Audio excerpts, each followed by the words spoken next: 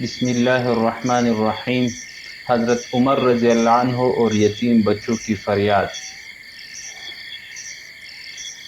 مدینہ کی ایک رات تھی۔ حضرت عمر بن خطاب رضی اللہ عنہ حسب معمول گشت کر رہے تھے۔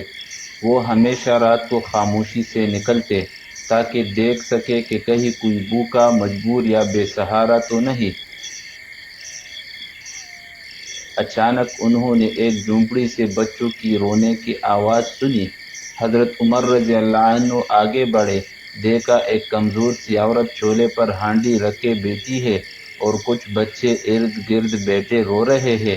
حضرت عمر رضی اللہ عنہ نے پوچھا، اے عورت، یہ بچے کیوں رو رہے ہیں؟ عورت نے جواب دیا، یہ بھوکے ہیں، میں نے ہانڈی میں صرف پانی ڈالا ہے تاکہ جب تک وہ ابلے یہ سمجھے کہ کھانا بن رہا ہے اور وہ سو جائے۔ یہ سن کر حضرت عمر رضی اللہ عنہ کے قدم لرز گئے، آنکھوں سے آنسو بہنے لگے۔ انہوں نے فوراً پلٹ کر بیت المال گئے، اپنے کندھے پر آٹے، گھی، گوشت اور کھجوروں کا تیلا اٹھایا۔ نوکر نے عرض کیا، امیر المؤمنین، یہ بوجھ میں اٹھا لیتا ہوں۔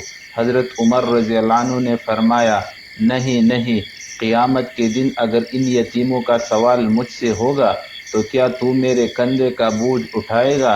پھر وہ خود اپنے کندھوں پر وہ تیلا لے کر گئے، عورت کے گھر جا کر چولہا جلایا اور اپنے ہاتھ سے کھانا پکایا۔ جب بچوں نے کھا کر سکون سے سونا شروع کیا تب حضرت عمر رضی اللہ عنہ کے چہرے پر سکون آیا۔ پھر آسمان کی طرف دیکھا اور کہا، اے اللہ، عمر آج تیری بارگاہ میں سرخرو ہوا۔ یہ واقعہ حقیقت پر مبنی ہے اور بتاتا ہے کہ اسلام میں یتیم کا حق صرف ترس نہیں، عمل سے پورا کرنا ہے۔ حضرت عمر رضی اللہ عنہ جیسے حکمران نے خود یتیم بچوں کے آنسو پونچھے تو آج ہم کیوں نہیں؟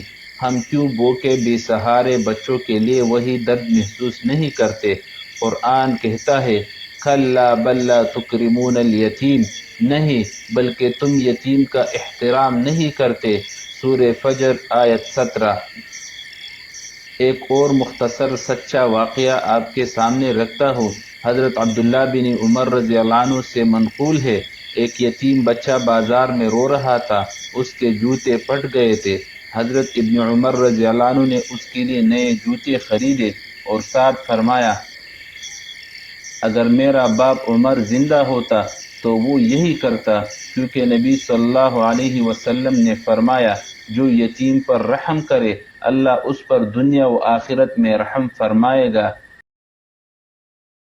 Subscribe now.